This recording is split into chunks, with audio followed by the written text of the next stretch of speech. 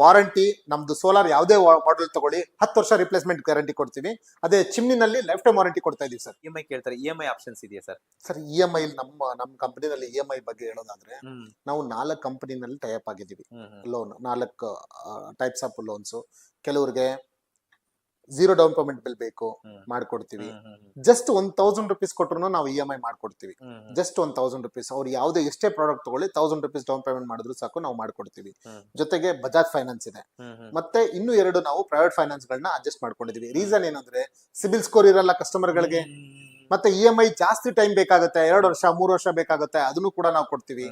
ಅಥವಾ ತುಂಬಾ ಕಡಿಮೆಗೆ ಮಾಡ್ಕೊಡ್ಬೇಕು, ಮಾಡ್ಕೊಡ್ತೀವಿ. ಡೌನ್ ಪೇಮೆಂಟ್ ಕಟ್ಟದೇ ಇದ್ರು ನಾವು ಮಾಡ್ಕೊಡ್ತೀವಿ.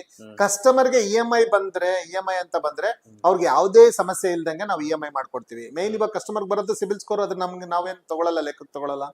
ಮತ್ತೆ ಡೌನ್ ಪೇಮೆಂಟ್ ಕಡಿಮೆ ಇರಬೇಕು, ತಗೊಳ್ತೀವಿ. ಇಎಂಐ ಜಾಸ್ತಿ ಟೈಮ್ ಬೇಕು, ಅದನ್ನು ಮಾಡ್ಕೊಡ್ತೀವಿ. ಪ್ರೈಸ್ ಅಲ್ಲಿ ಬೆಸ್ಟ್ ಬೇಕು, ಅದನ್ನು ಮಾಡ್ಕೊಡ್ತೀವಿ. ಓಕೆ.